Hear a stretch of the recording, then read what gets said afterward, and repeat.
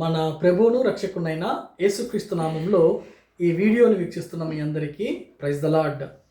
మనము సంఘంగా ప్రార్థించాలి.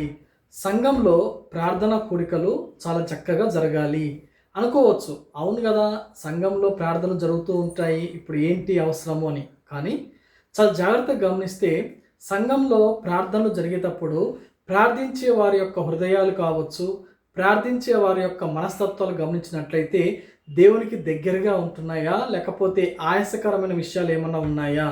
ఎందుకు అంటే ఐకమత్యంగా కలిసి ప్రార్థించినప్పుడే కార్యాలు జరుగుతాయి. సంఘంలో సంఘ ప్రార్థనలు ఎలాగా ఉండాలంటే ఒక ఎగ్జాంపుల్గా బైబిల్ గ్రంథంలో పరిశుద్ధాత్మ దేవుడు రాసి పెట్టాడు. అది ఎక్కడ అంటే అపొస్తలుల కార్యంలో ఆ యొక్క పేతురు భక్తుడు ఆయన చెరసాల్లో వేస్తాడు. ఆయన చెరసాల్లో ఉన్నప్పుడు ఆయన గురించి సంఘము చాలా జాగ్రత్తగా అత్యాసక్తితో ప్రార్థించినప్పుడు దేవుడు తన దూతల్ని పంపి పేతురును చెరసాల్లోంచి బయట తీసుకొచ్చాడంట. అలా రావడానికి కారణము సంఘము అత్యాసక్తితో ప్రార్థించడమే. మనం కూడా సంఘంలో అత్యాసక్తితో ప్రార్థించడానికి సిద్ధపడాలి. దేనికి సిద్ధపడాలి? సంఘము అంటే వాక్యం చదవడానికి సిద్ధపడాలి, అదేవిధంగా ప్రార్థించడానికి సిద్ధపడాలి. సంఘం అంటే అందరం కదా, అందరం కలిసి మనందరం ఐక్యత కలిగి ఆయాసకరమైన విషయాలు మన హృదయంలో లేకుండా, గొడవలు, ఎటువంటి మత్సరములు, ఎటువంటి ఏమి లేకుండా, విమతములు, గొడవలు ఏమి లేకుండా ఎప్పుడైతే కలిసికట్టుగా ప్రార్థిస్తామో ఆ యొక్క సంఘంలో అద్భుతాలు జరుగుతాయి. సంఘంలో అద్భుతాలు జరిగితే మనకేంటి లాభము అంటే సంఘ సభ్యులుగా ఉంటున్న ప్రతి ఒక్కరికి లాభమే, సంఘ సభ్యులుగా ఉంటున్న మనకు కూడా లాభమే. మన కుటుంబాలు కూడా ఆశింపబడతాయి, మనము ఆశింపబడతాము, సంఘం ఆశింపబడుతుంది. కానీ ఎవరికి ఇది ఇష్టం లేదు అంటే సాతానుగానికి ఇష్టం లేదు.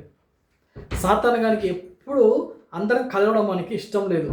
ఏదో ఒక రకంగా వాళ్ళ దగ్గరికి వెళ్ళి ఒక మాట, వీళ్ళ దగ్గరికి ఒక మాట చెప్పి పుండు పుట్టించి ప్రార్థనలో ఐక్యత లేకుండా చేసి గొడవలు పెడుతూ ఉంటాడు.